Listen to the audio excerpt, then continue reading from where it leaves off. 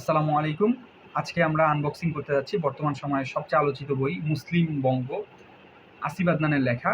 তো আমরা আনবক্সিং করি। ওয়াইফি লাইফ থেকে নিয়েছি। এটা প্রি অর্ডার দেওয়া ছিল, তো প্রথম সংস্করণটা আসতে পারেনি। প্রথম সংস্করণটা এত বেশি চাহিদার কারণে হয়ে গেছে। এটা দ্বিতীয় সংস্করণ। দেখি, আমরা একটু আনবক্সিং করে দেখি কেমন হয়। উপরের কভারটা বেশ ভালোই দিয়েছে, শক্ত।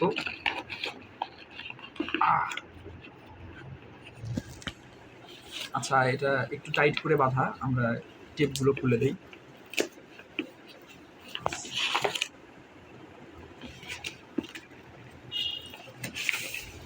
বিসমিল্লাহ। এর সাথে আরেকটা বই দেওয়া ছিল, চেতনার ইশতেহার, মুফতি হারুন ইসারের। তো এটা আমরা পরে দেখছি। এই হলো সেই মুসলিম বঙ্গ, দিন কওম জমিন, আসিফ আদনান। মাশাআল্লাহ, পেজগুলোর কোয়ালিটি খুব ভালো। তো আমরা আগে সূচিপত্রটা দেখি যে সূচিপত্রে কী কী দেওয়া আছে। সূচিপত্রে বেশ কয়েকটা জিনিস আছে। যুগসন্ধির দায়, খাঁচা, বুনিয়াদ, অগ্রপশ্চাৎ, জিজ্ঞাসা, দিগদর্শন, মুসলিমবঙ্গ, অস্তিত্বের নিয়তি। মোট 1, 2, 3, 4, 5, 6, 7 সাতটা প্যারায় উনি ভাগ করেছে, 7টা অধ্যায়ে। যুগসন্ধির দায়, ফন্টগুলো ভালো আছে। কিছুদিন আগে একটা বই নিয়েছিলাম মুবাশশিরিন, ফন্টগুলো খুব ছোট ছিল, সেই হিসাবে এই ফন্টটা খুব ভালো।